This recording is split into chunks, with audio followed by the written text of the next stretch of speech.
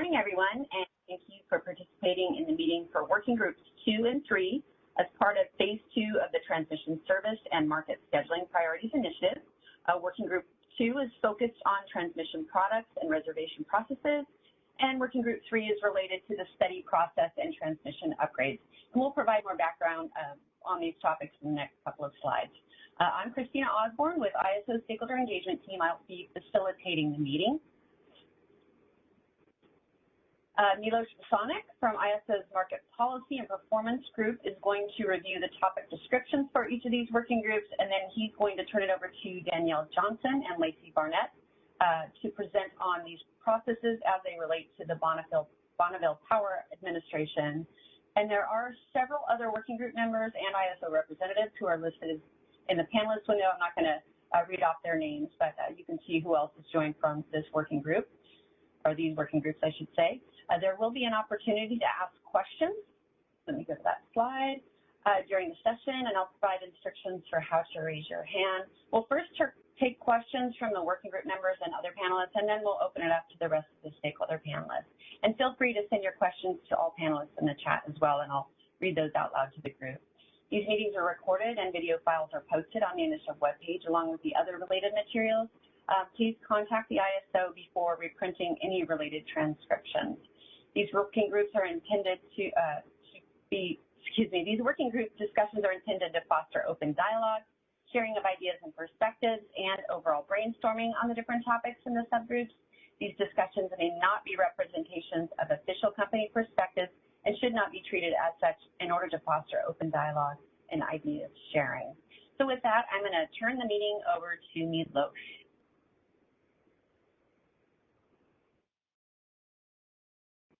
And don't forget to unmute yourself, Milos. All right. Thank you, Christina, and good morning, everybody. Happy New Year. Welcome back to the Transmission Services and Market Scheduling Priorities Initiative Working Group. As you may recall, in November, we started with Working Group 1, focusing on better understanding and learning from some of the practices across our regional partners in the West on how do they calculate available transfer capability and how do they set aside transmission capacity for native load needs and some of the other margins that are part of that ATC methodology. Now we're shifting our attention to the other two working groups, and we're looking to combine these two working groups. Working Group 2 will be focused on the concept of transmission products and the process for reserving transmission service, learning from our regional partners, and then discussing how could we at the ISO potentially apply some of these concepts to our transmission reservation process that we're looking to develop.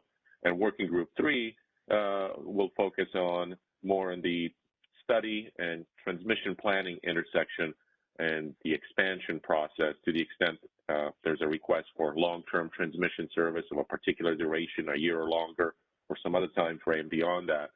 You know, what are the processes and study mechanisms to identify whether an expansion is needed, and if expansion is needed, what are the different processes and financial commitments that are common across the West in that context that we may need to keep in mind as well. We're going to look to combine both of these working groups into one. We recognize that stakeholders are likely very overwhelmed with other things that are going on at the ISO, with other EDAM working groups that are have started in this month and are going through the next couple of months.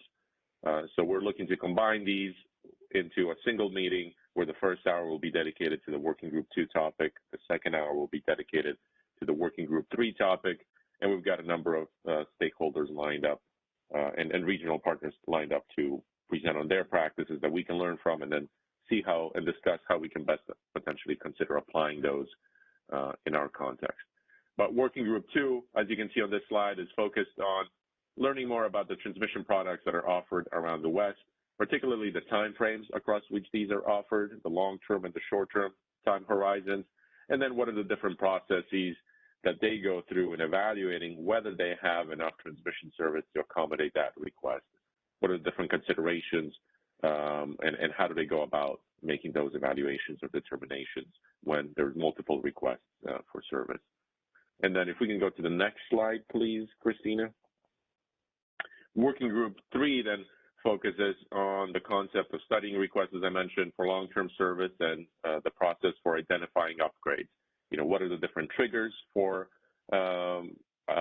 potentially pursuing a study process to evaluate whether a request can be accommodated, and if not, pursuing an upgrade. What are the different, to the extent a party wants to pursue an upgrade, what are the different financial commitments, and then some of the other aspects related to that process of identifying and pursuing upgrades in response to a transmission service request that cannot be accommodated that's over a particular duration. So we'll learn today from BPA's practices in both of these respects. We'll dedicate the first hour to the Working Group 2 topic, and then the second hour to this Working Group 3 topic. There'll be opportunities for us to ask clarifying questions as we go as they go through the presentations, and to the extent that they're not able to respond to some of them, that's certainly possible, and they can take that back and follow up with us offline. But feel free to ask questions as they go through the presentation. They'll pause at different places to pause for questions. I want to again thank Danielle and Lacey for taking the time for putting this together and making themselves available to walk us through these on a Friday before a holiday. And we certainly appreciate all of you joining us today as well on a Friday before a holiday weekend, hopefully for most of you. But again, thank you very much, Danielle and Lacey. We'll turn it over to you, Danielle, and if we have questions, Christina will note how folks can get into the queue and raise their hand for that.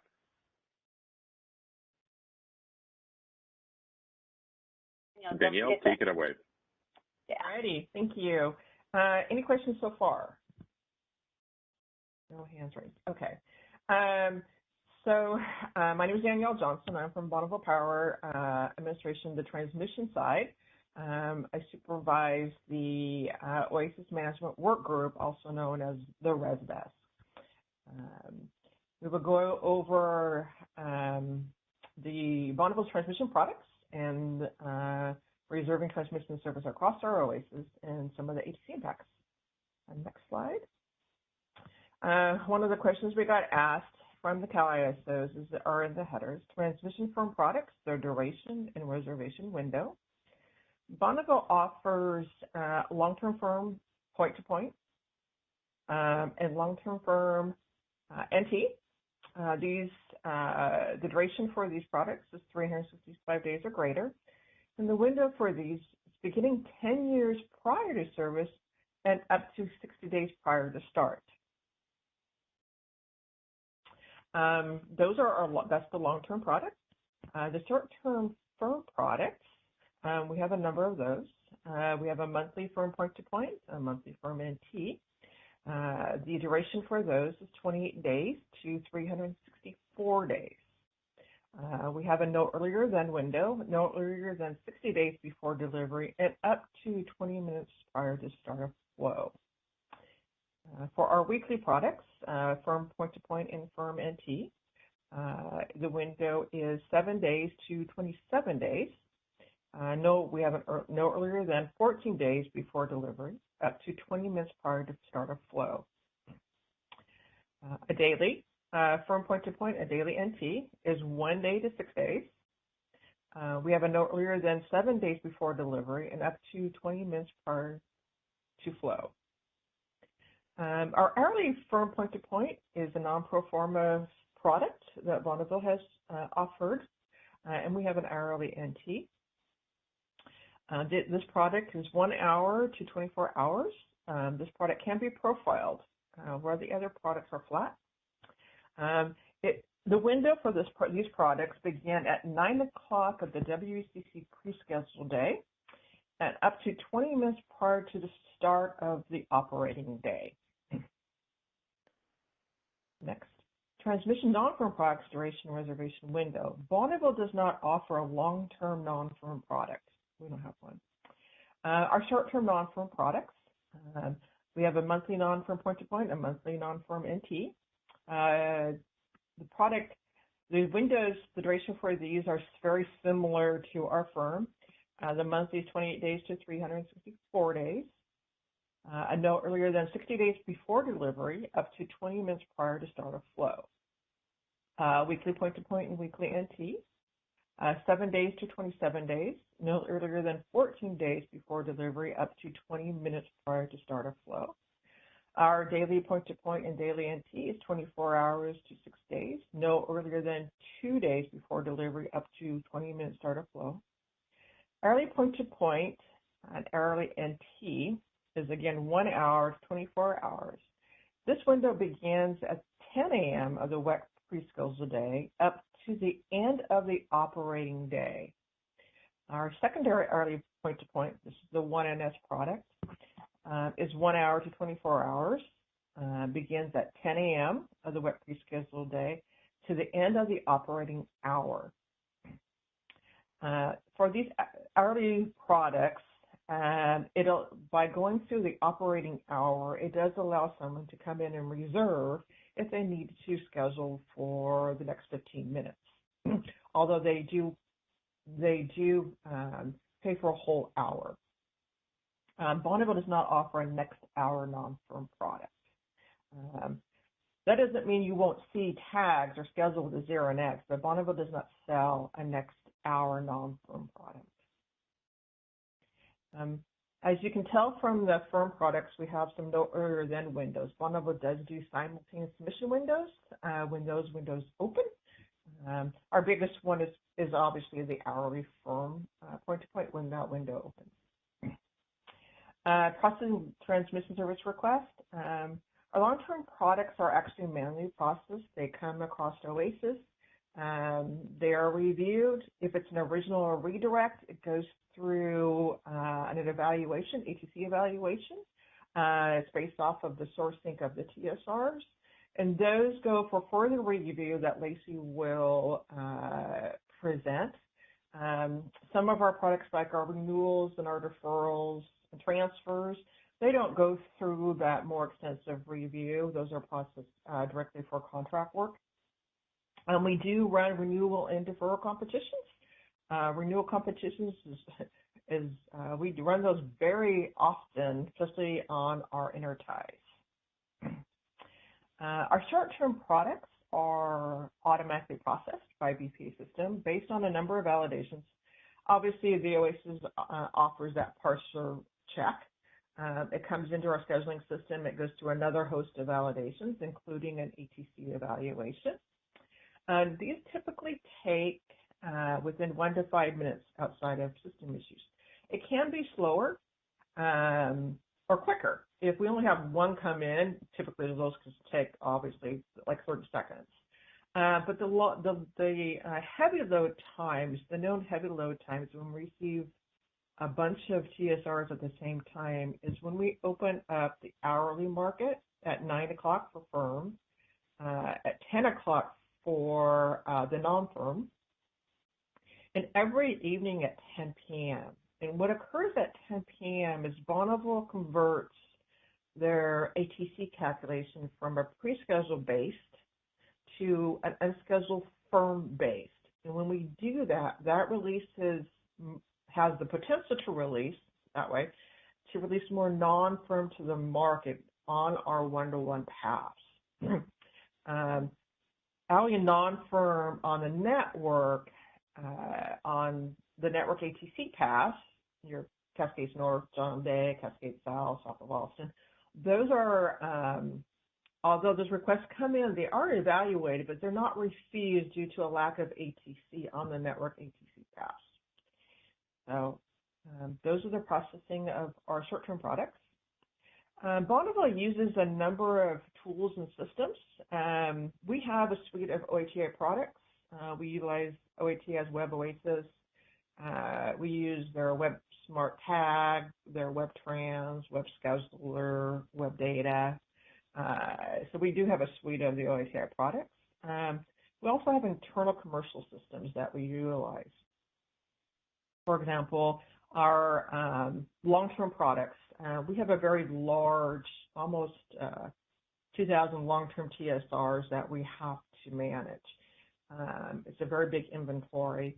And our long-term ATC is held within what we call the long-term AMG tool. This is kind of the tool we use to manage our long-term inventory. in our long-term ATC at this time. We have also what we call the CBSA, Commercial Business Systems, and that is used to pull data from our Oasis, our reservations, and actually pass those down to billing and others that need the data. We have Tfrs, Transmission Service Systems. Actually holds a lot of our tagging data for us, especially some of the historical tagging data that we have. Those are just to name a few, but there's quite a few others. Some of the tools we offer our customers, these are available on our external website. You can find them there. We do offer a short-term calculator. This is those, Oasis has what we call scenario analyzer. Scenario analyzer is great, but it actually just gives a pass-fail. And if it fails, it does provide kind of the impacted flow gate. But some of our customers wanted to know, I want to see all the flow gates and all those impacts on those flow gates. So a long time ago, Bonneville introduced a short-term calculator. It will do originals and redirects. It is an all lines in service calculator, though. So it doesn't include near-term outage PDF information. So it's something to keep aware of. We also offer a long-term inventory map. The long-term inventory map works similar to our calculators, but it provides a more in-depth analysis for those types of requests, including any subgrid constraints that may be concerned for customers submitting their reservation. Our long-term inventory map is based off of the source sync, where our short-term calculators are off of the core pod of a reservation. We also offer short-term yearly PDF tables. This is all of our points and their PDF values. This allows our customers to pull that data and run their own analysis within their system. We also have posted, it's a reservation to Etag relationship. What this is a customer can reserve a reservation, but that reservation can go to multiple PORs or PODs. I'll give you an example. Customer wanting to reserve on the Pacific Northwest ACI. That reservation, it looks like for a pod, it's a John Day to Cobb. Well, Cobb, a customer can tag either Malin 500 or Captain Jack. Okay, that's what this document relationship to Etag means. We also post what's called hourly TTC path limits and outages. This is different than how our Oasis posts our outage. This is it's a great tool. Bonneville really enjoys it and utilizes it a lot. Our customers really like it. It gives them the hourly TTC paths and what the path rating is by the hour, and then it lists all of our outages by path. It's a great document. This is actually a historical view we provided 20 years ago, and when we converted over to Oasis, we actually worked with OATI to build this document, or this document out on an external page. It's excellent. The next document, curtailment priority. This is a new one we posted early fall, and actually show it on the next slide. Can you go to the next slide? So Bonneville has a lot, as I'm sure other providers, has a lot of new customers, okay? And a lot of these brand new customers to our industry isn't aware of some of the nuances like Etag prior to curtailment. And so it's through that and through those many questions we receive from our customers, especially our new ones, how this all works. So Bonneville developed this document and posted it early fall. It goes over Etag priorities, their acronyms. So when you request non from secondary point to point, you got to tag it with a 1-NS. And what does that mean? That's non from point to point hourly. Underneath the transmission service product columns, these this is how these products will look on Oasis when you go to reserve them, okay? So it's a little bit different than in slide 2 or 3 where I just did a higher level of these products. But these are actually, when they go on an Oasis to reserve them, that's what they look like. There's 2 products here I didn't talk about. These are the firm hourly loss returns and the firm daily loss returns. Those products are no charge. We use those products where when a customer tags their losses, it'll map to those reservations and pass our Etag validations. So they are no charge. I did not include them in the slide 2 or 3, but we do have those for our customers to use when they need to tag losses. These 2 products, they don't go through a AFC, a network ATC check. They do go through a one-to-one ATC pass check. So if our customer is returning losses from BC to power, that hits the northern intertie, north to south, it's a one-to-one. So there has to be capacity available on that line. In the next slide, I do believe if you sat in on Abby's and Kevin's presentation in work group 2, I think earlier in December-ish timeframe, they did share these, but I wanted to share them again just in case you haven't seen them. We do have more constraints in our short-term market than we do in our long-term. For example, Columbia injection, Wanapum injection, south of boundary are a couple, to name a few, that impact our short-term market, but probably not our long-term market. And over in the legend here, they have they designated the one-to-one, what we call one-to-one pass versus the network ATC pass. So the northern intertie, as I stated, is a one-to-one pass. And the next slide is the long-term ATC constraint pass. And again, as you can see, Wanapum, Columbia, and Boundary aren't on this slide. Again, the dashes are one-to-one, and the red, solid red lines are our network ATC pass. I think that brings me to an end. Are there any questions? Danielle, so I do see Milos's hand up. Just want to remind people we're going to start with questions from the panelists. There's a hand icon above the chat window. Go ahead and click on that to raise your hand. Or if you're on the phone only, press #2. And you can also send your questions in the chat to all. Milos, do you want to go ahead while people are queuing up? Sure.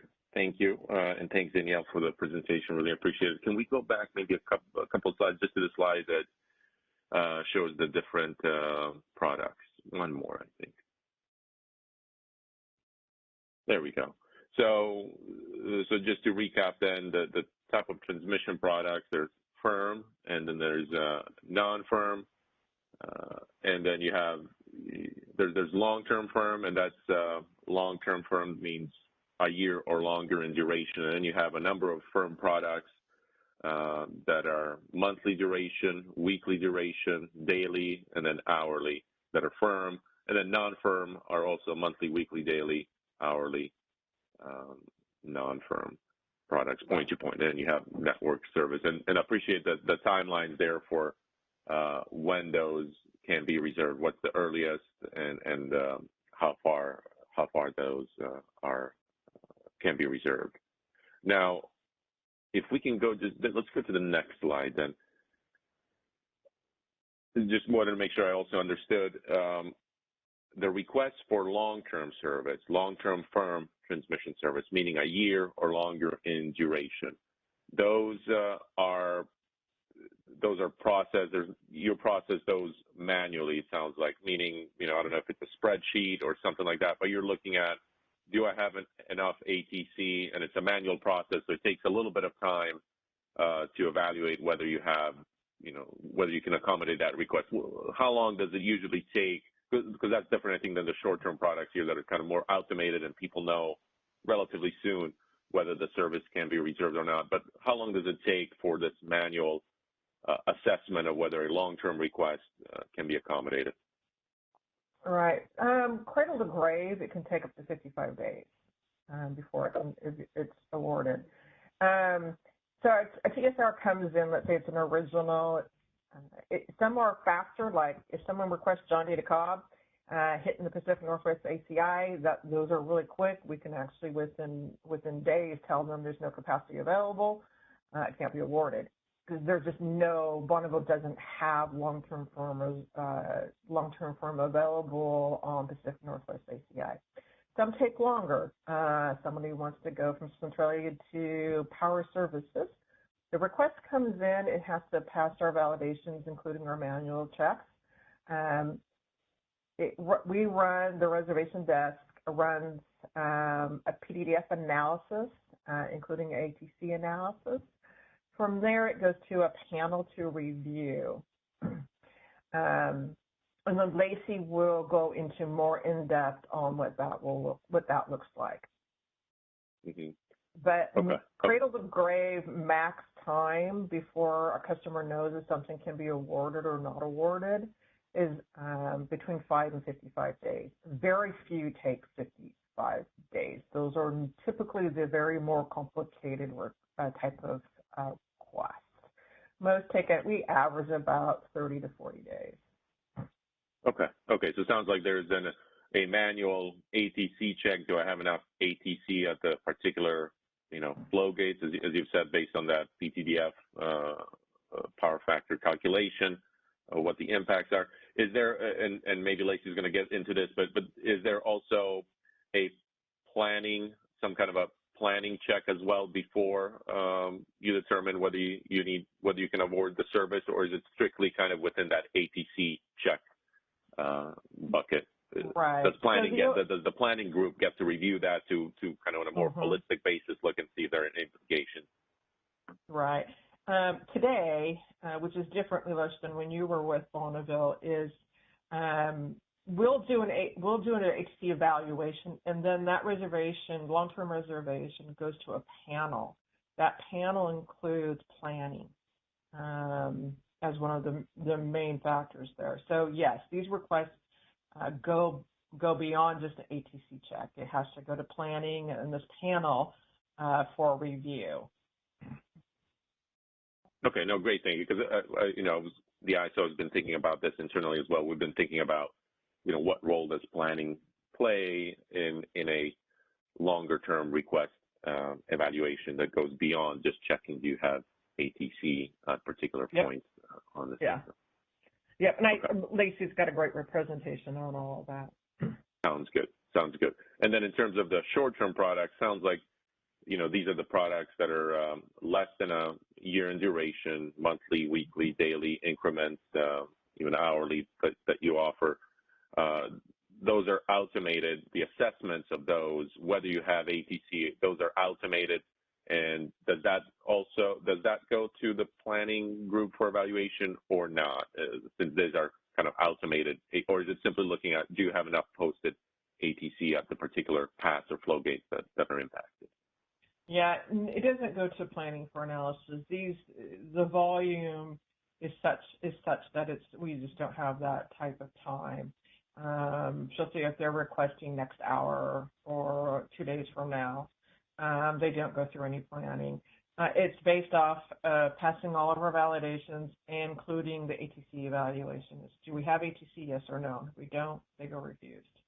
For firm. If it's an early non-firm, then we look just at the one-to-one pass. Do we have it or not? And if not, they go refused. Okay. And then I don't know if you touched on this, but there's a queue process behind all this, right? In terms of the requests are queued and evaluated in queue order. Is that right? Oh, yeah. Both in the long term and the short term product. And just in the short term, it's automated that this evaluation is done, but in the long term, it's more manual. Yes. Yep. Very much in queue order. Okay. And then last question before. Except for that no earlier than window where we have a simultaneous submission window. That runs 5 minutes. So those are that time frame is bundled, and they're all kind of looked at the same time. That would be the only difference. But overall, yes, they're processed in queue order. We go through, painstakingly go through and ensure in our long-term queue, because we have like 300 TSRs in our long-term queue pending. Yeah. And we track those, and they are definitely one of our key things in all of our analysis is ensuring we process everything in queue order. Okay. And then, last question, I promise, before we turn it over to the audience, and I may come back to it later. I want to make sure others have ability to ask questions. But when talking about long-term requests for transmission service, what do parties generally get when they reserve long-term? Well, we can then cover later short-term, but long-term service. Obviously they get the ability to schedule against that on a firm basis, and they have that higher curtailment priority if it's firm transmission service. But is there a cutoff also that across a particular time frame? They also have the ability to resell transmission, right? And requests over a particular duration also get renewal rights. Is that right? If they were awarded renewal, yeah. If they qualify for renewal. So firm is firm, whether it's a long-term firm or a short-term firm. The customer has the right to redirect and resell, consolidate, transfer, all of those. What long-term firm product does, it's a different analysis that goes through than our short-term. Okay. It's based off like the source sink. It has a little bit different de minimis rules. It has an extra de minimis rule that we go through.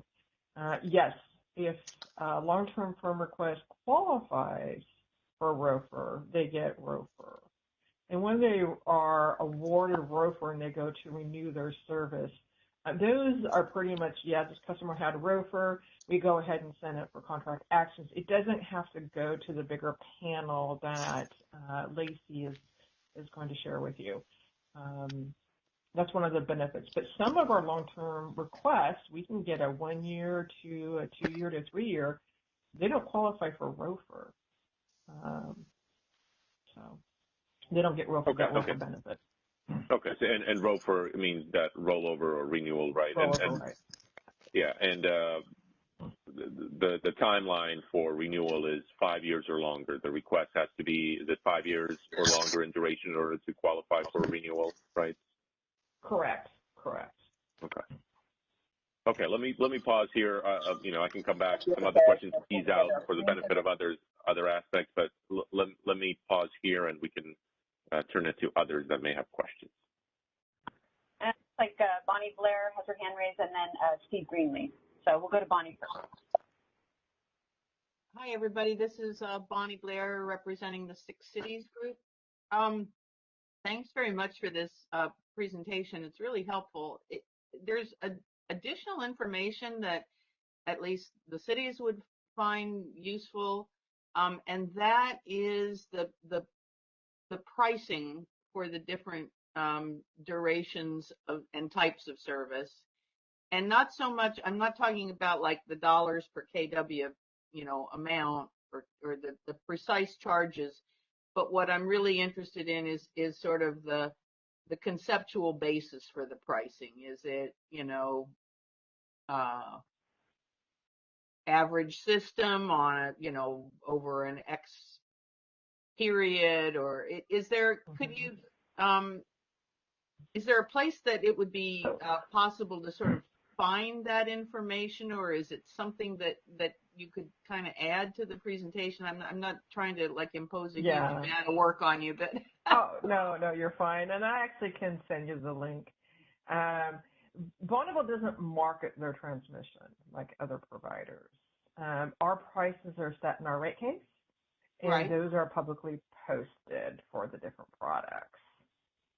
But but I can certainly but what I really, like I said, it's not so much what's the current price for, 1-day firm service in terms of dollars per kW, but really in the rate cases, what are the rate design parameters that are used to set the price?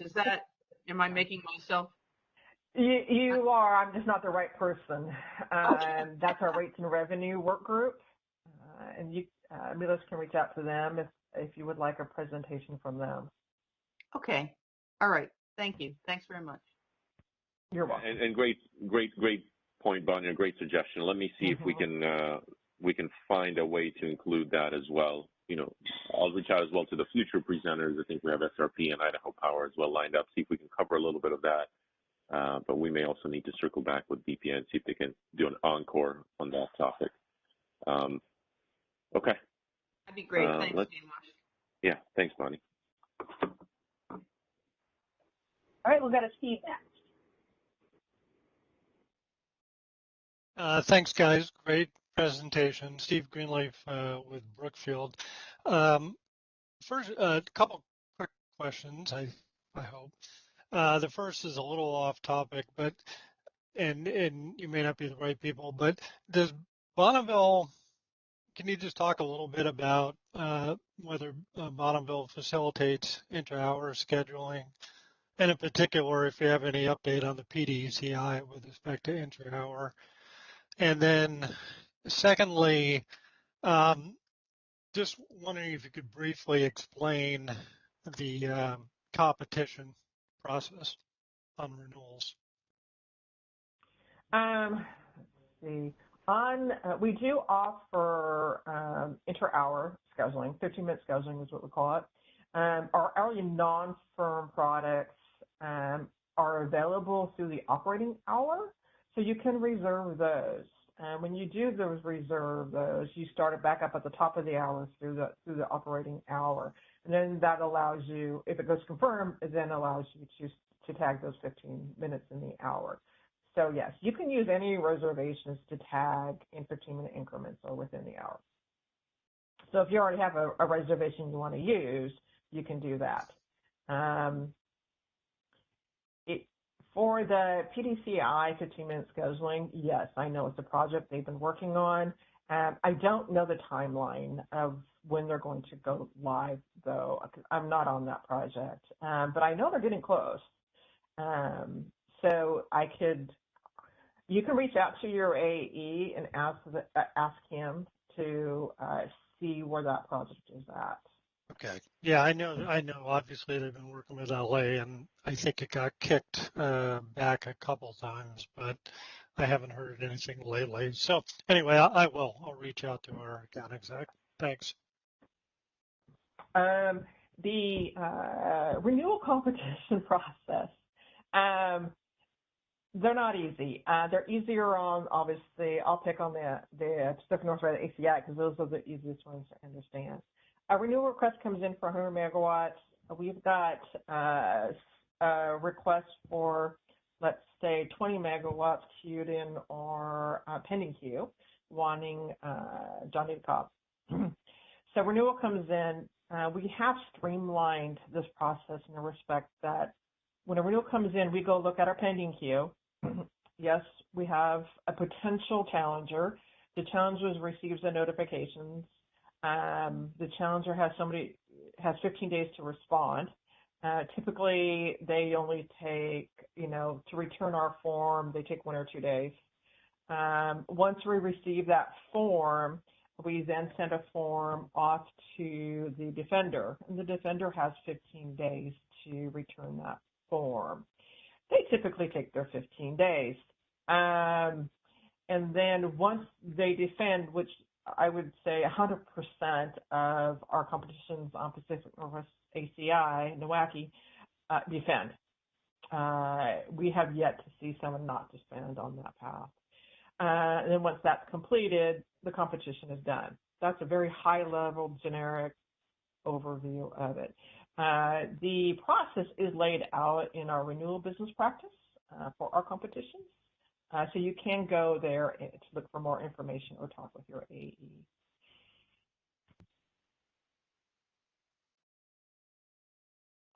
Okay, Steve, did you have any other questions? Or?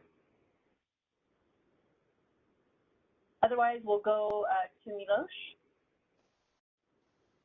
All right.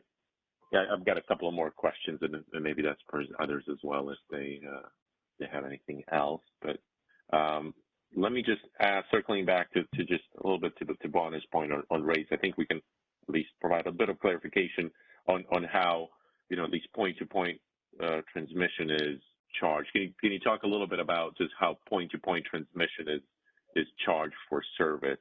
Is it you pay as you go, or is it you pay for the reservation whether or not you use it? If you reserve a month of service, you're paying for the full month.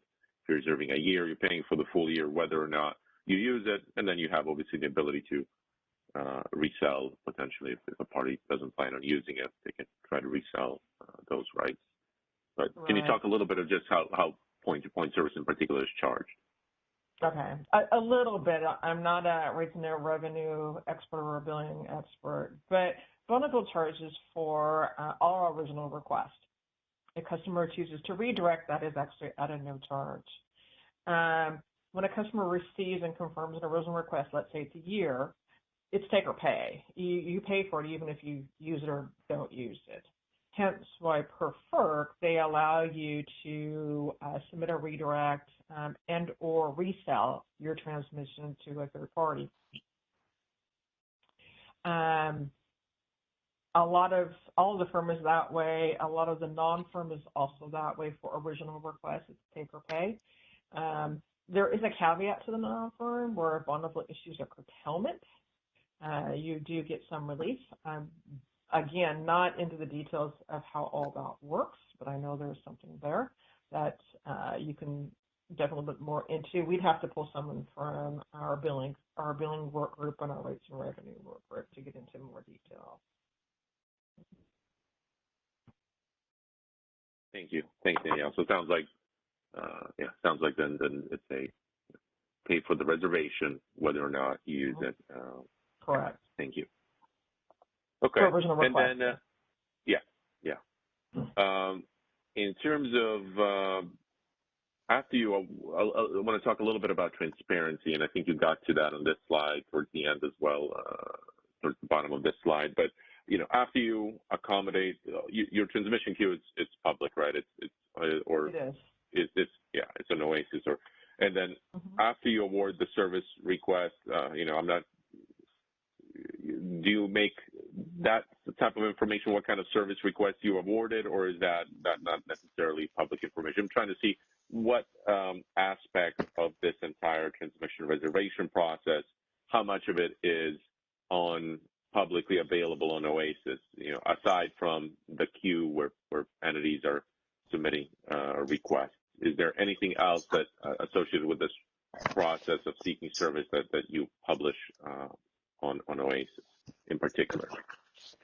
The background analysis and the initial analysis is not public unless it goes on to the cluster state process, which Lacey will get into. She'll get into more detail what they do there. If we offer like a counter offer, let's say we have a 5-year request and we can only offer the last 4 years, we counter offer that across Oasis. That is public. Anybody can see that. So they can see what got awarded on our Oasis just by looking, hey, we accepted it, it's going confirmed. Oh, hey, we offer conditional firm the customer confirmed conditional firm. You can see that on Oasis. You can see counter offers on Oasis. You can see that. But the in-depth analysis in the background that is done to determine award or award, that's not public information. Okay. Okay, thank you. And I presume you also, and I think we covered this in prior presentations in Working Group 1, but you also make public the ATC that is unsold or remains available at different paths or flow gates, depending on how you're calculating that ATC. Okay. Yeah. Our short-term ATC is posted on Oasis under Sys Data tab. Our long-term ATC is posted, there's a link within our Oasis homepage. in the folders you can access, and it includes the 10-year minimum, the 10-year availability. It also includes our pending queue and then less ATC in our pending queue, so people can see, okay, we started with 100 megawatts in south of Austin. When you go to the pending queue, I'm negative 300. That's just an example. Don't quote me. On south of Austin. So customers can look to say, if I come at the bottom of the queue and my request requires south of Austin, what is the likelihood of it being awarded based off of ATC alone? And it's not likely. So hence, that's just one check out of many checks that the request goes through. So even though sometimes we have ATC, there may be planning concerns and constraints, which doesn't allow us to award it. I.e., ATC in the long term is a good look, but it's not the only look that Bonneville looks at. Good morning. Good morning. Good morning. I look beautiful as always. You too. That's a big thing. I think we have somebody that's unmuted. Yeah. All right, there we go. All right. And last question, I promise, and then we can move on, I think, to the next presentation unless somebody else has other questions. If we can go to the next slide, just I think to bring this a little bit together towards a conclusion. The different transmission products ultimately that Bonneville offers dictate the type of transmission curtailment priority that they receive. And I want to make sure to clarify, and I think you noted this, but the firm transmission service that's offered, let's talk about just point to point across different time horizons, long-term and short-term, weekly point-to-point firm, daily point-to-point firm, and monthly and even hourly. Because they're firm service, they, regardless of duration, they have the highest curtailment priority because it's firm transmission service. So they fit, I think, in that row number 7. 7 is the highest priority. Is that right? That essentially there's no. Are you distinguishing between the duration of firm service that dictates the type of priority, or is it all firm? Firm is firm is firm under a curtailment priority. So if we have to issue a curtailment and we've curtailed all of our non-firm, we need to hit firm. It's prorated regardless of the product or regardless of the duration. Okay? Where the different products come into play, your daily, weekly, monthly, is actually under preemption and competition, okay? Which Bonneville right now is going through FERC Order 676 to implement preemption and competition across all their products. So that's really where that duration makes the difference. Okay. And then if it's non-firm products, then that's where also duration comes into play in terms of the curtailment priority that they get. Oh, definitely, yes. The highest curtailment priority is always your 6, your NT. All your NT services, hourly, daily, monthly, weekly, is 6-NN. The only other curtailment within that bucket is conditional firm, 6-CF. If we hit the 6 level, those products would be curtailed pro rata across all 6. Yeah. Okay. Well, then no more questions from me. I'm not sure if others want to jump in and have questions. We have a couple people in the queue, so we'll start with Steve Greenleaf, and then we'll go to Kathleen. Yeah, thanks. Steve Greenleaf, Brookfield. I didn't get to follow up. I just wanted to clarify on your last response on the competition. Number one, remind me, competitions only pertain to long-term firm, or is it all? We do have, we're in the process of implementing competitions in the short term, but they are separate between the short term and the long term. The long term is very manual, where the short term competition will be automated. Okay. Our system will go and look for a competition, and we only do renewals and deferrals in the long term. Okay. And just to clarify, when we're talking competition here, it really comes down to term, right? Obviously, the rate's the rate, yeah. So it comes down to who offers the longest term. Yeah. Yep. Duration. Yep. Okay. Yep. Thanks for that. You're welcome. Thank you, Steve. I do see Kathleen's hand raised. So Kathleen, go ahead. Okay, this is Kathleen Goldberg from Mistra. Thanks so much for the presentation. Super helpful. There was something you said, Danielle, that on the competition and kind of why it matters, and I thought was really helpful, that I wanted to, if you don't mind, kind of add another layer to level set across the stakeholder community to make sure it was clear that when we're talking about competition, we're talking about first access to those reservation requests, the confirmed reservation requests, versus scheduling and then the curtailment. Because I see here we're focused on curtailment priorities, super important. Did want to note that competition is really important. All those rules that you're just discussing with Steve to who gets confirmed reservation requests, but then they also need to have their scheduling requirements to maintain those through actual operational horizon when these curtailment priorities would then be respected. At least that's my understanding. I was wondering if you could confirm if that's consistent with yours or if you would make any clarifications. I'm not sure if I'm grasping the question, but That's fine. I can. Yeah, competitions are probably going to occur prior to you issue your schedule. The short-term competition process is set by NASB. And so the rules Bonneville has to follow is the rules within NASB. And they include conditional and unconditional windows. So it kind of depends on what your reservation window is. If it's already unconditional and you can tag it, you're not subject to competitions. In the long-term market, your renewals and deferrals that come in, your renewals will be pending, and we will look at our pending queue to see where we can compete. Your deferrals will be in a confirmed state because deferrals are slightly different per the tariff. Anything coming in even after you've confirmed your deferral is subject to a competition. So that is a tariff requirement set by that. Did I answer your question? That's very, and I think and you actually used the exact, one of the entities I wanted to note, the NASB sets up a lot of these requirements. They also have the requirements for the transmission loading release when we're talking about curtailment horizon. And then also NERC has their own set of requirements for transmission service reservation priorities.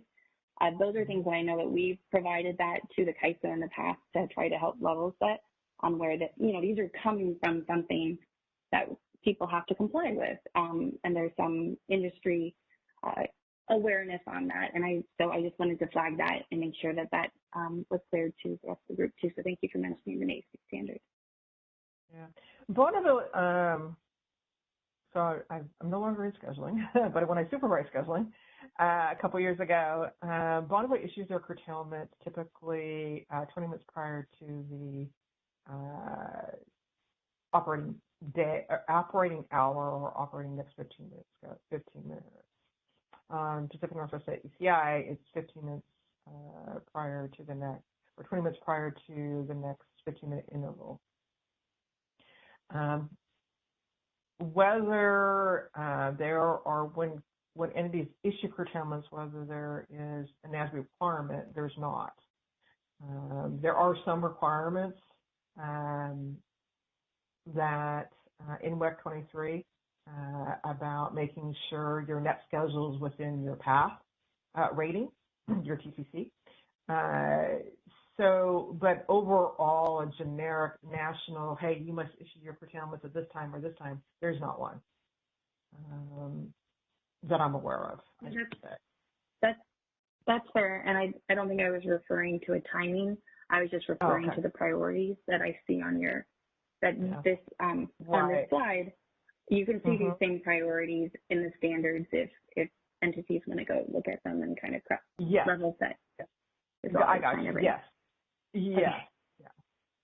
And the priorities are set based off of who's issuing your curtailment. So if one of those issuing a curtailment, they're looking at their line on that tag, or the TSP or the SC, and they're going to go, okay, my priority on my line, because I'm issuing that curtailment, is a 7. Where Montana's, if they're issuing a curtailment on the same tag and their line could be a 6. So that is, your priority of your tag differs for your curtailment based on who's issuing that curtailment on that tag. And to frame that, if I can ask a follow-up, make sure I'm understanding your flagging, it's because the transmission profile itself has multiple legs that different transmission providers have control over that leg of the tag. Correct. Great, that's a really important point. Thank you for raising that. So if you skipped over the scheduling requirement, or if I missed it, I apologize. But in between the reservation and the curtailment, I assume that I'll just use the non-firm to keep it simple, to maintain the non-firm priority levels that you imposed the scheduling requirements prior. Yeah, so long-term firm reservation is already deemed unconditional as soon as it goes confirmed. That's true for all long-term. So a customer can tag or schedule when they would like to up to 20 minutes prior to start. And so, sorry, I mentioned non-firm. The same with, non-firm has short-term products have a conditional, unconditional window. They can tag, but I'd recommend them wait till they're in their unconditional window before customers tag. But they do have up to, once you have a confirmed reservation, you can tag up to 20 minutes prior to start. Okay, great. I think this is really helpful. Tags to be deemed on time. Yeah. For tags deemed on time, our system auto processes those. For tags that are deemed late, those are actually manually processed by our scheduling work group, our real-time scheduling work group, and they actually do an evaluation of whether they can accept that or not, depending on how they do. If you haven't shared already what process, like I'm sure you have a business document or a business process document that has the on time versus not on time, would you mind sharing that? Actually, those are set by NASB for the providers, so it would be in the NASB document. Perfect. But typically anything 20 minutes prior to start is deemed on time. Anything after that is deemed late. Perfect. Thank you. You're welcome. All right. Thank you, Danielle. Looking at the time here, and I know that Lacey has a lot to cover in her slides, so let's go ahead and move to Lacey's presentation on the long-term transmission service study and expansion process. So, Lacey, are you on? Yeah, I am. All right, thank you for having me. My name is Lacey Jo Barnett, and I'm with BPA's long-term transmission planning group. So we run the studies for long-term transmission service requests that are not able to be granted and require some kind of expansion. So I'm going to be talking through what that process looks like for customers, for those making requests. I'm an engineer, so I'm going to be the most familiar with the actual study process, the power flow study process, and I'm just going to do my best to be able to answer questions on any of the other topics, but I have some good materials I've collected to hopefully give the full picture as best as possible. So BPA has a process called TSEP. It's our TSR study and expansion process. Yes, it's hilarious to have an acronym within an acronym. We're very good at that. So this is our process for conducting our required studies for incremental requests for service. This is mostly the method defined by FERC's pro forma tariff. You know, we have 30 days to respond to customers initially on whether we can provide their requested service without requiring a study. And if we can't provide the requested service without a study, We have to study them and identify a plan of service to upgrade the transmission system. And then we also have to, study NT in line with how we would study PTP if we also find that we can't provide NT service. Next. So we have relied on a cluster study method we aggregate all the eligible requests, trying to run one single large study. The customer always has an option to be studied on an individual basis. They can make that request, but due to timing issues, that will often delay their results significantly.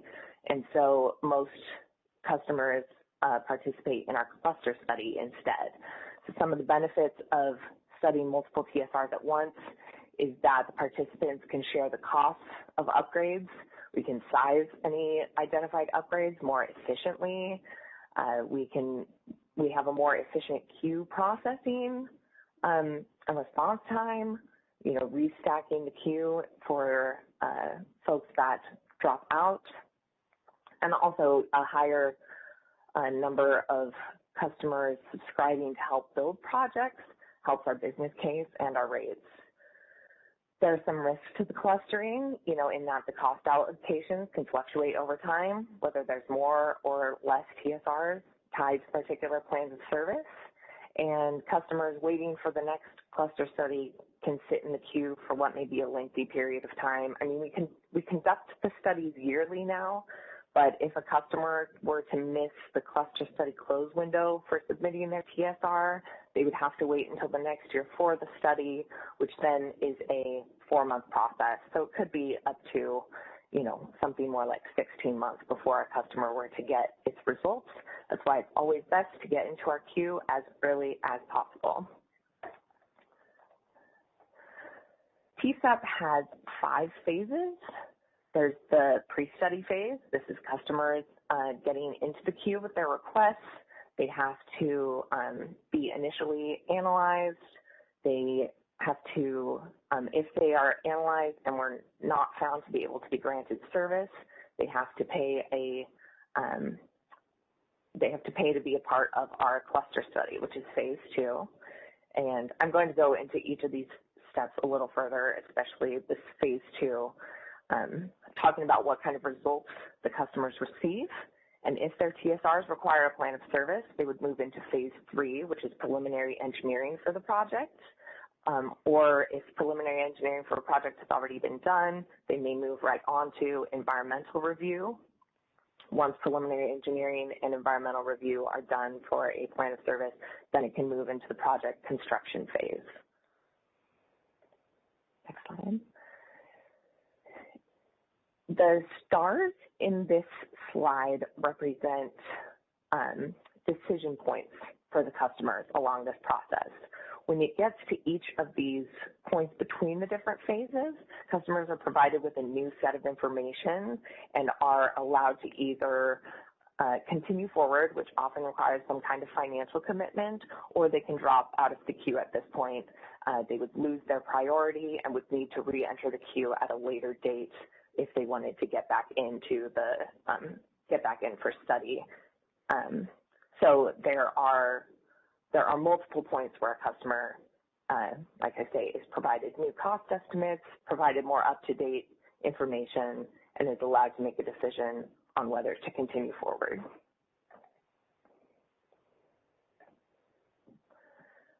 When it comes to, now I'm kind of just going to work through the steps, hopefully from beginning to end.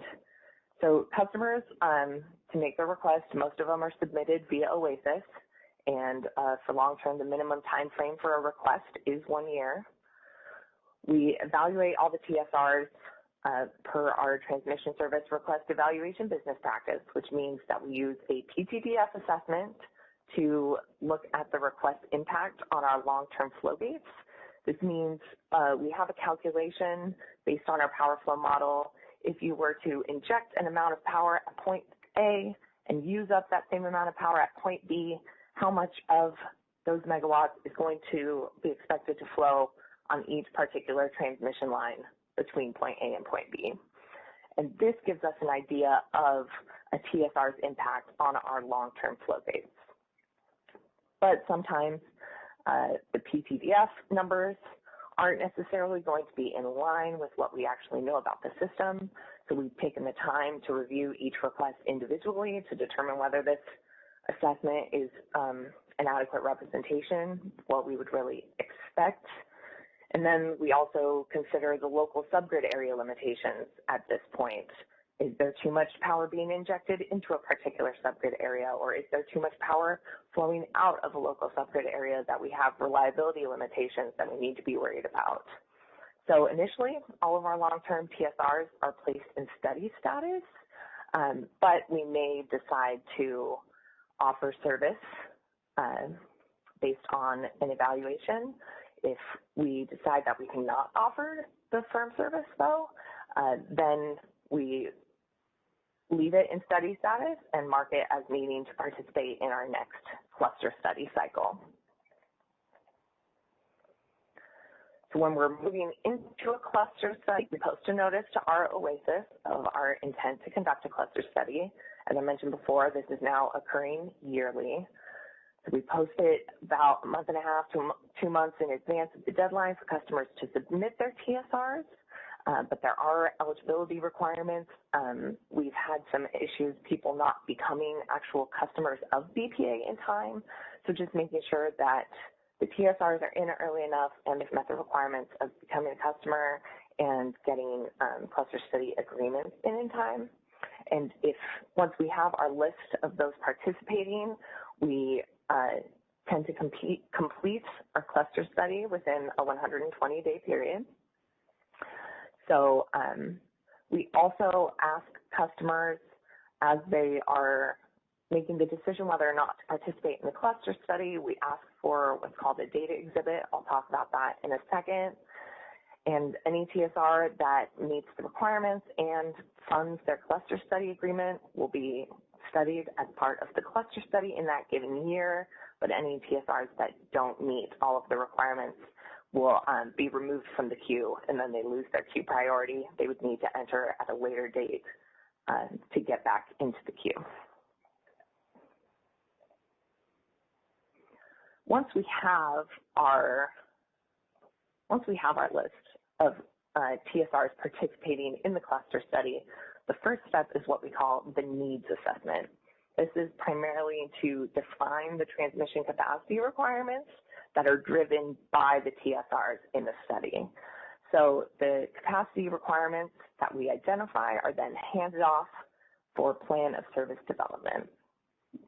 We can, what we do is we analyze a suite of scenarios within our power flow model to try to capture what would the maximum flow gate utilization be.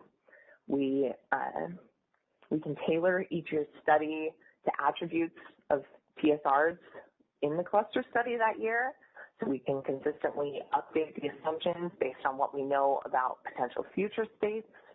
We can integrate risk-based planning into our study assumptions this way, which allows us to potentially identify more awardable service. And these scenarios, they span a variety of things like seasons, load profiles. Are we studying a peak load profile or an off-peak load profile? What are we assuming is hydro availability at that time?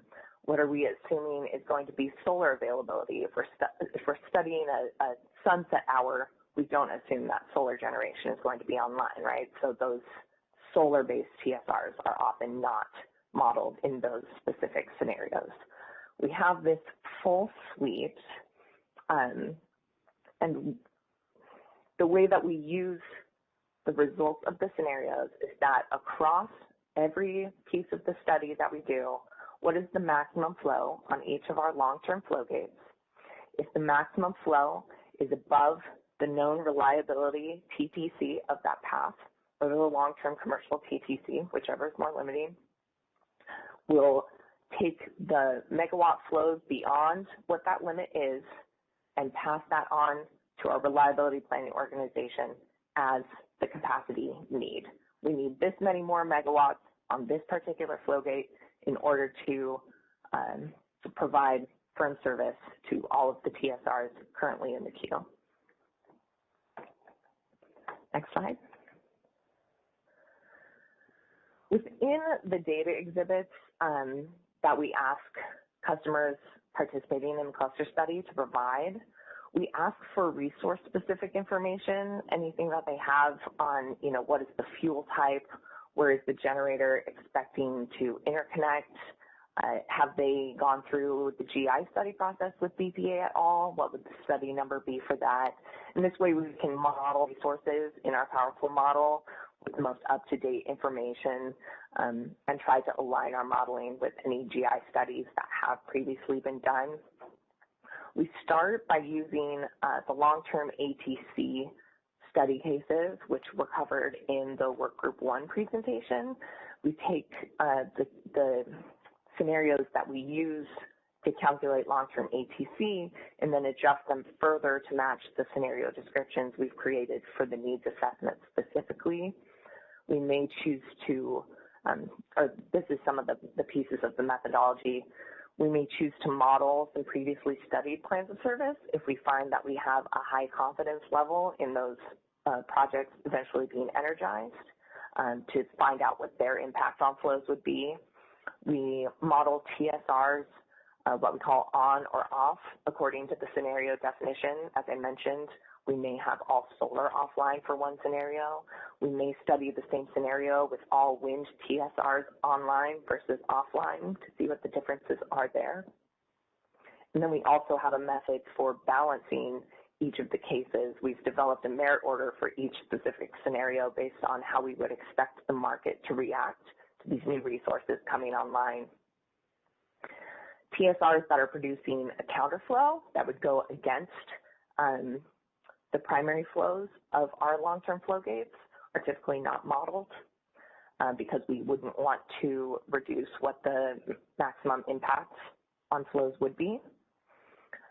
When we have TSRs with what we call cumulative demand, that would be the same resource trying to send the same amount of power to different points of delivery. They may have requests in the queue beyond what their generator could actually produce, what the maximum resource output is. And in that case, we would limit our modeling to the maximum output of the resource rather than modeling the full amount of the TSRs. We also model additional sensitivities to account for other uncertainties we have in the future state. So like large transmission projects where we have a high uncertainty of its eventual energization, we may put it in as one sensitivity to see what the impacts on flows could be for a project to be energized. We may put in a uncertain large load addition. We also have been running sensitivities now on energy storage discharging because we're starting to see energy storage in our queue when we hadn't previously. Next. So once we've run the needs assessment scenarios, as I mentioned, we'll pull out the maximum flow for each long-term flow gate. Anytime that flows are above the TTC of that path, whatever the difference is what we hand off as the capacity requirement for the plan of service development. Once our reliability planning group has the capacity need identified, that's when they will, the first step is they want to evaluate whether the existing system can actually reliably accommodate the requested service. There may be things that can be done on the system as existing in order to accommodate the service. And so if we can grant service without requiring additional builds, that would be the ideal outcome, and they will look at that first. If it's found that it can't reliably accommodate the requests, then we need to identify further plans of service. They will try to leverage any past studies they've done. They, run a yearly system assessment on the full BPA system. There's a whole suite of interconnection request studies that have been that have been reported on and had projects identified there. So any way that we can use what has previously been identified, we will try to. But if not, further reinforcement projects, in order to be the most efficient in multiple realms, our cost impacts, impacting people that live in the region, the environment of the region, it's the most responsible really to potentially oversize a project. So we do have a requirement, but oftentimes the plan of service identified is going to go slightly beyond the capacity requirement in order to facilitate granting further requests for service. So it's very likely that if we hand off a capacity need of 50 megawatts on a particular flow gate, the project may require closer to 80 or 100 megawatts because that provides you room for future growth as well, limiting the future impacts and the cost. Once all the plans of service have been identified, the announcement of our cluster study completion is sent to all of the study participants, and they're all given a package with a closeout letter and their specific study findings, which will outline the specific plans of service required for each TSR. It'll give the initial economic analysis for the plans of service and the next steps. If a customer going into the cluster study requests to be studied for conditional firm, this is where we would provide an offer of conditional firm with its specifics, as well as the official cluster study report, which is a combination of all the overall results.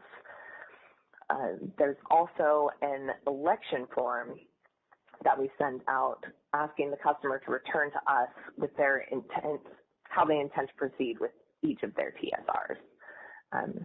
But there are often some TSRs in each cluster study that require no transmission upgrades in the end, and in this case, we would provide offers of service as an outcome of the cluster study. So the previously mentioned election form, this is where each TSR is listed for the customer, and they have to identify whether they intend to proceed to the next step or not for each of the TSRs. So this may end up being a preliminary engineering agreement for a new project. If a project has already gone through preliminary engineering, it may move directly into an environmental study agreement.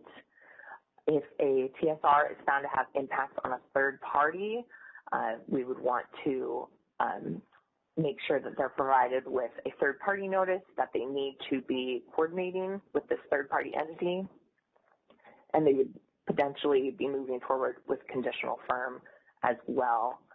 And I did want to note that the cluster study report is then made available to not just participants, but interested parties can request it. There's a link in this slide.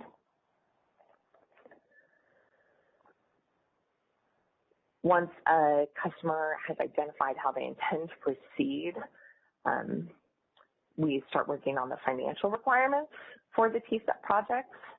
So the BPA transmission planning organization as a whole, a variety of engineering work groups, work together to determine if a project is needed for reliability or commercial purposes. So is the need identified something that's driven by just the growth of the system, new forecasted load growth that would be there no matter what, changes to where generators are located, things like that? Or is this project specifically driven by PSRs? If this request was not being made, would we still even require this project? If we find that this is a reliability project that meets BPA's future reliability needs and not just provides protection for the TSRs in the cluster study, BPA will fund the engineering and the environmental review, as well as the cost of construction. And all of the costs are included in the embedded transmission rates. If it's found to be a commercial driver for the need, then the customers fund the preliminary engineering and the environmental review. BPA funds the construction, but the customer provides a collateral for its share of the build costs. And then as they take their service in the future, that collateral is reduced until it's non-existing, just to ensure that we are not paying for their portion of the project that they don't end up utilizing. The final rate could be embedded or incremental. It's based on whether the total project costs are below or above BPA's embedded rate. If it ends up being an incremental rate, it would require a rate case. Oh, wow. Okay, that went faster than I expected. So this is where I would like to take questions. And yeah, let me know if you need any further clarification. I can hopefully help. Thank you. So I do see Milos has his hand up. I just want to remind everyone, you can select the hand icon above the chat window to raise your hand, or if you dialed into the meeting, press #2. Milos, I don't see anybody. Yeah, why don't you go ahead, and then we'll see if anybody else joins. Okay. Go ahead. All right, I'll get started, and then hopefully that spurs others to ask some clarifications as well. So thank you, Lacey. Great job. I think you could have gone for a few more slides. You did great. I really appreciate it. On the starting near the beginning, in terms of just to recap what I think I've heard, is that what triggers a study process on BPA system is a request, a long-term request for transmission service that's 1 year or longer in duration. And to the extent, you go through your regular ATC checks and other planning checks and you cannot accommodate that request for service, then that transmission customer that submitted that request has the option to seek to participate, either, pursue an individual study, or if they submit the request in a particular time frame, they can participate in this cluster study. Is that about right? Yes, and then they can participate in any cluster study. The time frame would just, would just be depending. Do they get into this year's, or do they have to wait until next year's? Yeah, great. Let's say they go through that process, and is there a minimum time frame? Let's say the study identifies ultimately that they would need an upgrade, a transmission upgrade, whether it's a cluster study or an individual study. Is there a minimum time frame that they would need to commit to service in order for BPA to pursue an upgrade? So, would a 1 year request could that drive an upgrade, or would that need to be a request for service that has rollover or renewal rights in order for BPA to move forward with an upgrade, either individually in a cluster study process? Could a 1 year request drive that kind of an upgrade, or does it have to have, something beyond that? I believe the answer is that it could trigger an upgrade. We study all of the TSRs, but we do realize that it's much less likely for a 1 year request to move forward in the process if their plan of service comes back as they know that it's probably not going to be energized in time. But I mean, if someone were to put in a 1 year request right now for 9 years from now with the expectation that the plan of service they'd need would be energized in year 4, they could be required to participate in paying for that project. I think the cost allocation, I'm obviously not super knowledgeable on this part, but I think that, the time frame and the amount of megawatts that you're requesting plays into how much of the cost you'd be responsible for. But they receive the same requirements, whether they're 1 year or 5 years with rollover. Okay. They just might not choose to move forward depending on whether or not a project would be energized in time to even grant them that service, to move them to firm service. Right. No, great. Appreciate it. Thanks, Lacey. Based on your experience, and maybe just for all of our benefits, to give us a sense of timing of things, I recognize BPA has gone through a number of these cluster study processes already and upgrades. What's, in your experience, kind of just to give us a ballpark figure of timeline, from the time that somebody submits a request, that needs to be studied and participates in the cluster study until that upgrade is completed. And I recognize, that may vary, but in your experience, that's a, 5 to 10 year process, longer. Oh man, yeah, I don't know that I can speak to it, but I would say definitely mostly 5 years or longer seems to be typical. I don't know how long it took with the Schultz-Wautoma project. I think it might have been on the shorter end just because we were working really hard to get that South Walston capacity available. But I know that there are a lot of other projects that have been, they've been sitting there as a plan of service for close to a decade. But, just not having the full amount of customers driving it makes it less, seem less necessary, so there's not as much push for it, whereas there are so many people needing South Boston that it, I think, prioritized to get something moving along as quickly as possible. Yeah. I'm definitely not speaking with any sort of authority, though. No worries. No worries. A similar question, kind of based on what you've seen in your experience. What's the breakdown between how many entities seek individual studies versus cluster studies, or is everything at this point exclusively, moving through a cluster study process? Are a lot of entities seeking individual studies in lieu of a cluster? It is becoming more frequent.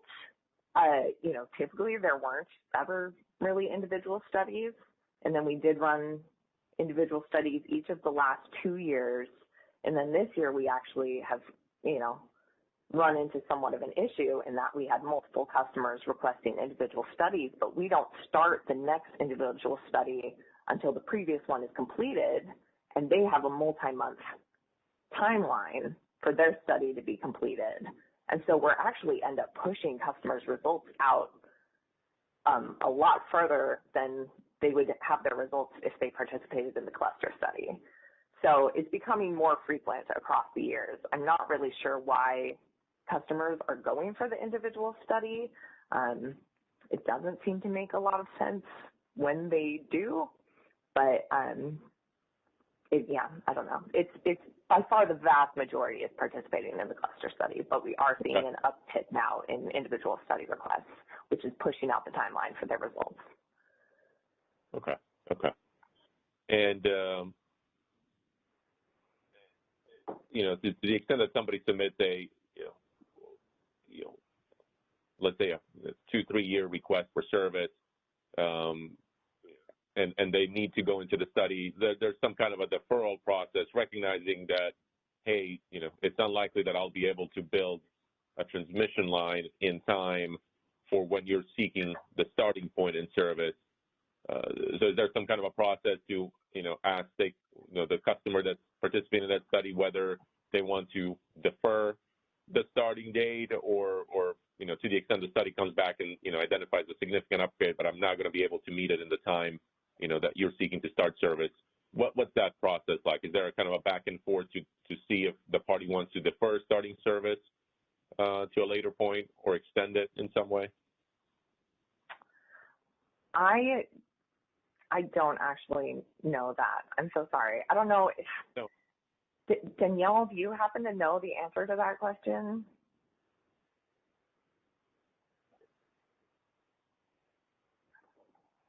No worries. Sorry, can you ask it one more time? Yeah, no, I was just asking, if somebody submits a request and, for transmission service long-term that starts 2-3 years from now, but, after you do the study, identify that there's an upgrade that's needed and it's, maybe a sizable upgrade that likely is not going to be completed in time for that service request to start. Is there some kind of a process where there's a discussion with that customer that submitted that request, whether they still want to pursue that upgrade or defer the starting point or extend the service date or duration so they can benefit from that upgrade, or what's that process to the extent that, there becomes clear that the upgrade is not going to be done in time for when they need it to start based on the request? Yeah, so They have to commit as they go along. They have to sign the cluster study, the PEA, the ESA, the construction. If their TSR is in a confirmed state and the energization of the line, whatever they need, is delayed by a year, then the customer can defer service if that reservation is already in a confirmed state. So we've already offered them with the expectation that the line will be energized on such and such date, and that doesn't happen, then we'll allow them to defer service. Okay. If it's in a steady process, go ahead, Abby.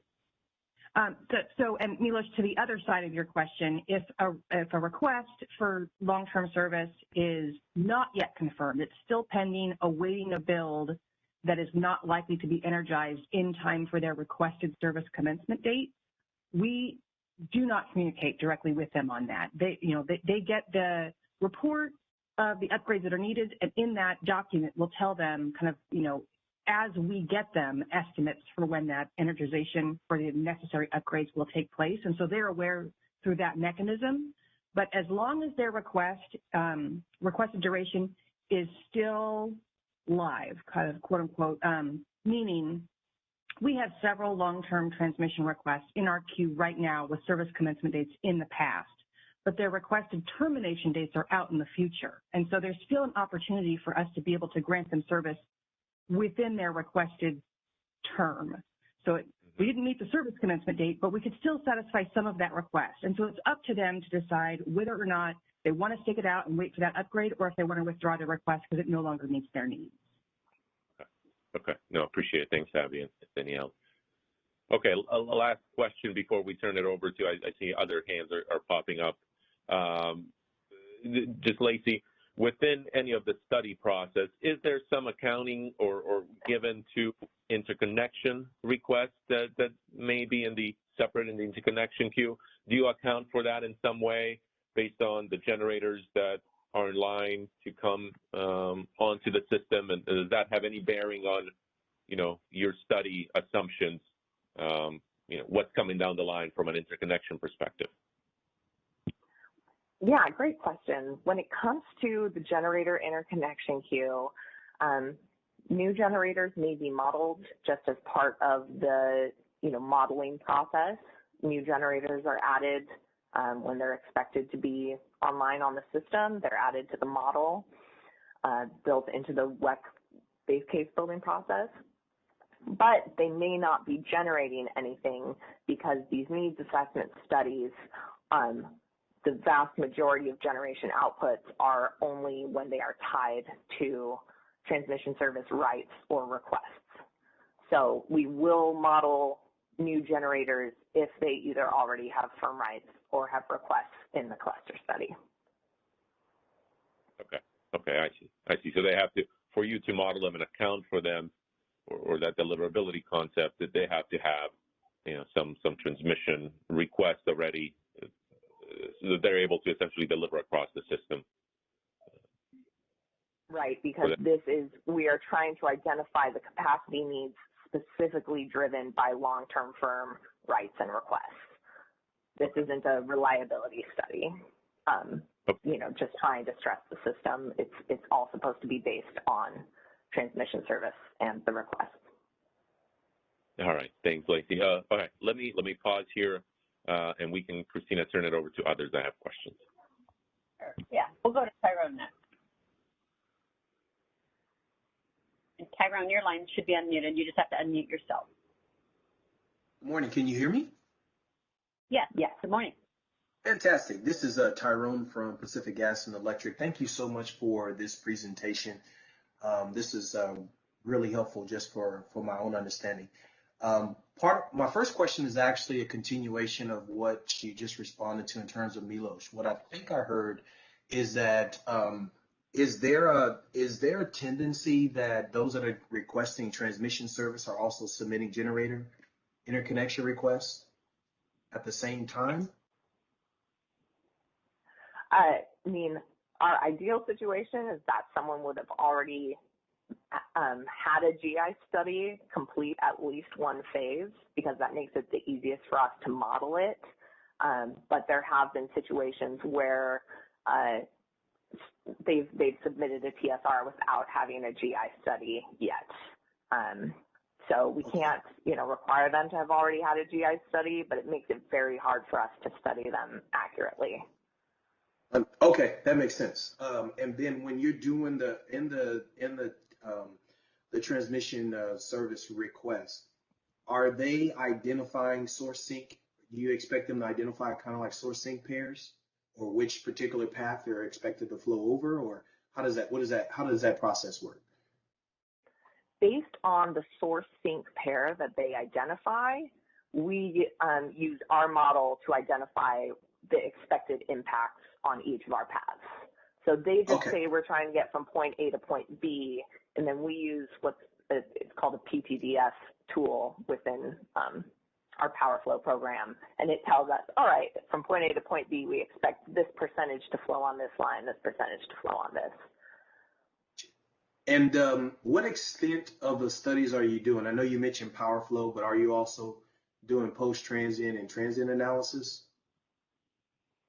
We are not in the capacity requirement phase. The needs assessment phase is an all lines and service study. But then once we've identified the capacity need and it moves on to the plan of service development, that's where they may choose to run voltage stability or transient analysis just to make sure that the plan of service is meeting the reliability needs. Understood. Okay, that's helpful too. And then what I believe I also heard you say is that the handoff to the reliability planning group occurs when you've identified flows that are above the total transfer capability. Is that correct? Yes. Yeah. Or sometimes there's a commercial specific limit that we'll put on a path. So are you using the TTC, and are there other seasonal times when you're using ATC that takes into account some of your other components of that calculation, or is it always that you're looking specifically at the TTC? It all plays together.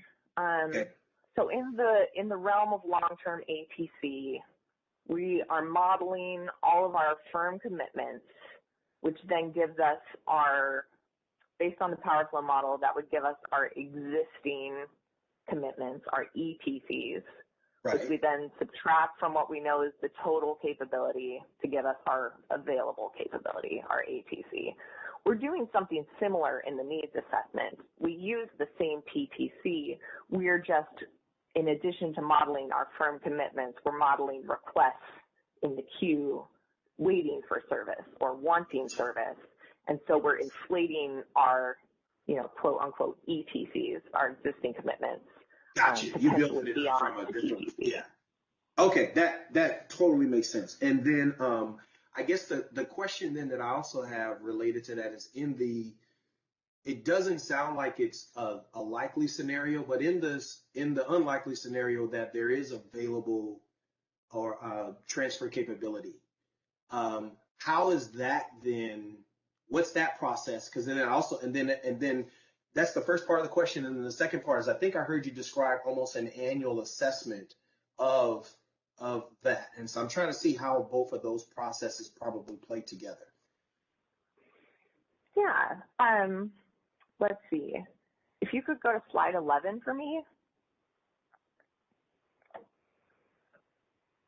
Yeah, so in that last bullet, if the TSR is found to require no transmission upgrades, we will provide an offer of service.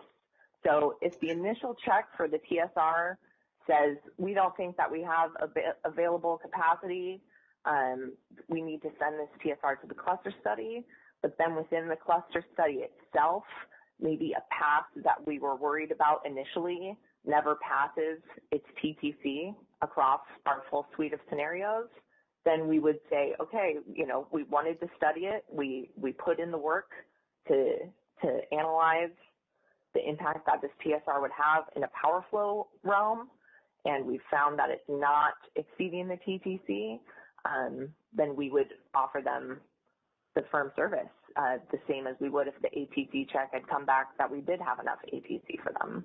So we are running different scenarios in the long-term APC realm versus this needs assessment realm. It allows us to put in a few more like risk-based assumptions so that we could potentially find more service available than we do within the limitations of the long-term APC methodology. But to make sure I'm hearing you, your needs assessment scenario is run with the possibility that whatever upgrades that might have been identified for other projects may not necessarily be in service because you're looking maybe 1 year ahead. We're definitely looking. We tend to study further out than that. Okay. We use most of the time we're using a 5-year out load forecast, but may choose to make adjustments to it if we feel like it better encompasses the full 10-year realm. Yeah. But let's see. I'm trying to figure out how to help with that question. Okay. You know, Lacey, I don't want to monopolize the time. I'll want to make sure I give space for other folks. So one last question, and then I'll just go ahead and mute myself, and you can respond. You talked a bit about one question as it relates to offers of service. Do you all make anything available for folks so that they could know where offers of service is available? So that way, as they are submitting their service request, that allows them to that you're kind of guiding them to a particular path that says, yes, we have, X amount of megawatts that's available, and you're likely, we're not guaranteeing you until you go through the process, but you're likely to get potentially some service if things hold to be true. And then the second part of the question is, as you mentioned, the series of scenarios, can you kind of talk about some of the load assumptions, gen dispatch assumptions that you're using in your power flow? I know you mentioned some of the wind may be on or off, and solar might be on or off depending upon the time frame. But maybe just at a high level, if you can talk about some of the load and gen dispatch assumptions in those scenarios, and in terms of like base cases, are you talking about 5 different scenarios, 10? Is it 15 different cases that you all are evaluating? And then again, just thank you so much, Lacey. This is really, really helpful, and I'm going to go back on mute. I just really appreciate that you're asking questions I can actually answer. This was kind of my biggest fear going into this, was that there was going to be a lot of financial questions that I couldn't. So in regards to your first question, we have an awesome new tool that we put together. I don't know, I think it's been out a couple years or so, called the Commercial Transmission Inventory Map, called CTIM, C-T-I-M, and that is available on our transmission webpage. And what it does is it takes the results of the needs assessment, which will include TSRs up until the end of the cluster study, and uses those results over the top of a map of our flow gates to show if you were to put in a request from point A to point B, you would plug that into the map yourself. Which flow gates would it be expected to hit, and is the needs assessment showing that there's any available capacity remaining on those paths? So if you were to plug in this many megawatts from point A to point B, and all the paths show up as green, that's going to give you a good idea that you're more likely to get service, as opposed to if point A to point B is showing you with results of red, on multiple flow gates. So that's a tool that we have out right now to kind of just visually point people in the direction of where their TSRs are most likely to get service. And so, like I said, Commercial Transmission Inventory Map. I don't have a link in my presentation, but hopefully you should be able to find it on BPA's transmission webpage. And then the second question you had, just getting a bit more detail on the scenarios that we run. So this year, specifically, we had 8 base scenarios. There were 5 of them representing the summer, primarily trying to drive flows in the north to south direction. A couple of them were studying what we call our sunset condition with high exports to California, loads about 80% of peak, a lot of generation, high generation at the Upper Columbia resources, just, you know, trying to use generators with rights and requests to see how we could maximize those north to south flows in our I-5 corridor. What could the request potentially drive flows on those paths to? And by using an off-peak load profile, as well as modeling solar generation offline, that's putting us more in line with what we would actually expect to see in that sort of summer sunset peak flow hour. And then we also will run peak load scenarios for the summer, because we also know that that can be a constraining condition. And in those cases, we'll run wind online and offline. In the winter, we run both a peak and an off-peak scenario, because this drives high east to west flows often, heading from east side resources to the west side load centers. And then we also run a light spring scenario, which is the lightest load condition that we model, also trying to drive peak east to west flows, but on the paths that are further east. So by having a lighter load condition, not as much generation is being consumed on the east side of the system, so that we're inflating the flows across the east to west paths. I hope that helps. Oh, and it looks like Abby put the CTIM link in the chat for everyone.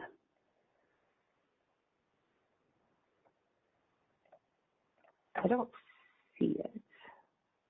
I don't see it either. So if Abby wants to send it to myself, this is Christina, I can send it out to all attendees.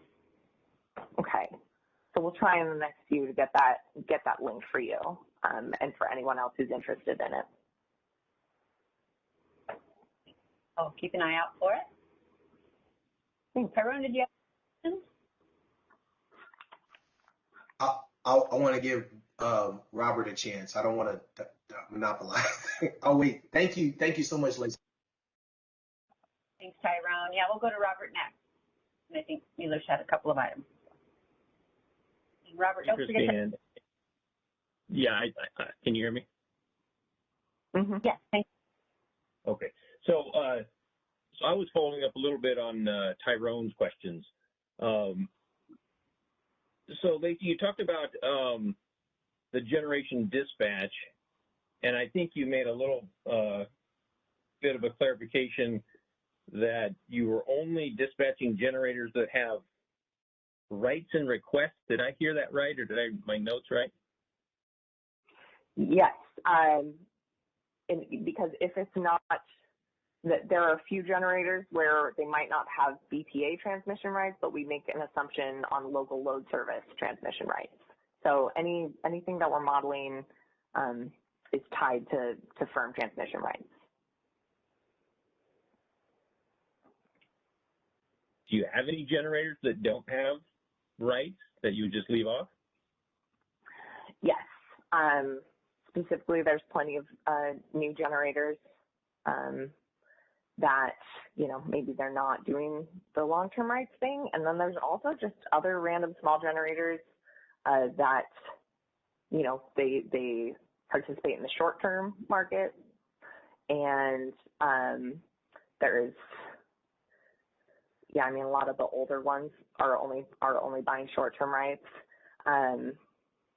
Most of the vast majority of large generating resources have transmission rights. So these would mostly be smaller ones, but there are some that choose to move into the short-term market primarily and let their long-term rights go. Great, thank you. Tyrone, did you have follow-up questions? I see your hand still raised. Yes. It was really just a question as it relates to the earlier portion of the presentation where you all talked about monthly, weekly, daily, and hourly. And I wanted to get a sense of maybe how this process hooks or layers into that. And if maybe it does or maybe it doesn't.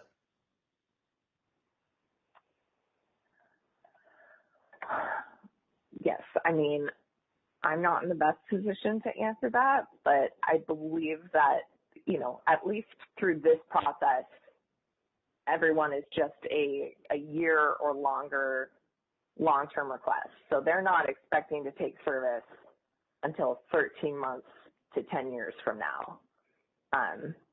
So this process is studying the request far enough out that they're not actually scheduling anything. This would be the long-term firm rights exist or don't exist, and then when it gets to closer to the time that they're actually going to use these rights, that's when the scheduling would play into it. I hope that makes sense. It does. Would the scheduling use the same analysis and studies?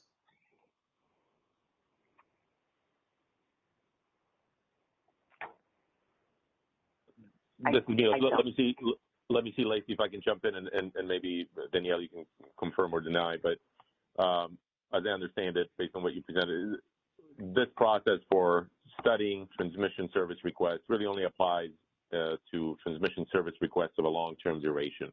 Requests of a short-term duration of less than a year, there's just an automated process for evaluating whether there's ATC or not. If there's not ATC, to accommodate a request for short-term service, which is less than a year, monthly, weekly, daily, hourly, as you noted, Tyrone, those don't go through any further planning studies or planning checks. It's a simple, automated, is there enough ATC or not, which is different than this long-term, which goes through that manual ATC check plus a planning assessment and a potential study like Lacey described. Does that address it for you, Tyrone, or was there something different? You're getting at it. I'm getting at. She mentioned the power flow studies and the scenarios and the load conditions and the gen dispatch and for the planning. What I'm asking is that same type of look considered for daily, weekly, monthly, hourly, so on and so forth? And it sounds like possibly not, or something else is done. I'm assuming something else is done. Yeah, so it's Danielle. So when a request comes in, you're right, it goes through just a simple ATC analysis. We have it or we don't. But the ATC, how it is determined is through a more in-depth power flow study that our operational short-term work group does. And those are done 3 times a year where we go out, we look at all of the data, we look at the power flow, we look at the WEC resource and load expected for NT, and then we update ATC available with all lines in service. Now, outages obviously will decrease availability over time. But we do a study. It's just different. It's not based off of every reservation being submitted. Like long-term looks at, this is more of we're what's the word I'm looking for, queuing up our ATC availability or looking at our ATC availability. And we do that 3 times a year in the short-term market. Oh, okay, Danielle, that's really helpful. Is that available on you all's website and maybe describes the process? It'll be in our ATC ID that's on our external website, yes. Okay. You said ATC? ID. ID, okay. Mm-hmm. And you said 3 times a year. Okay, thank you. Sorry, go ahead, Milos. Yeah. Let me see if I can just clarify that for Danielle. What you're essentially saying is that those assessments and all that is done in deriving the ATC that is available for ultimately for sale in the short-term horizon. That you do those assessments and ultimately calculate that ATC. You know, do studies and assessments that BPA presented in the prior presentation back in December and how they do that. But that those studies and assumptions are all incorporated. Ultimately, part of the derives the ATC that's available for sale in the short-term horizon. You don't study individual short-term requests. It's just that as part of the derivation of ATC, there's those assumptions that BPA covered last time when they made a presentation. Right. Let me correct my word here. What we look at is our commitments, our ETC commitments, short-term and long-term, 3 times a year. And we true up our commitments in our short-term market that then results in available ATC or not available ATC. There's probably a better way of explaining it. Okay. Thank you, Danielle. Appreciate it. Thank you both, Danielle and Lacey. I realize we're at 11 o'clock. Our time has run, but really appreciate you both putting in the time and the effort to share this with us. Thank you again, and thank you to everybody that had a chance to participate in the working group. Christina is just going to cover some upcoming logistics, and then we'll adjourn. Thanks again, everybody. Thank you. Yeah, thank you both to Danielle and Lacey. So on January 31st, we have Idaho Power lined up to present. Again, these are for working groups 2 and 3. And then February 4th, Salt River Project will present. And then I just wanted to remind everybody, if you've been engaged in the phase 1 of this initiative, we do have a tariff call scheduled from 1 to 3 today. This is to go over the comments that we received on the draft tariff language. So you can find details for that meeting on ISO's public calendar. So thanks again to all of you, especially BPA, for sharing your processes. Hope you all have a wonderful weekend, and we'll talk to you soon. Let us know if you have any questions. You're welcome to email us. Thank you. Thank you. That concludes our conference. Thank you for using Event Services. You may now disconnect.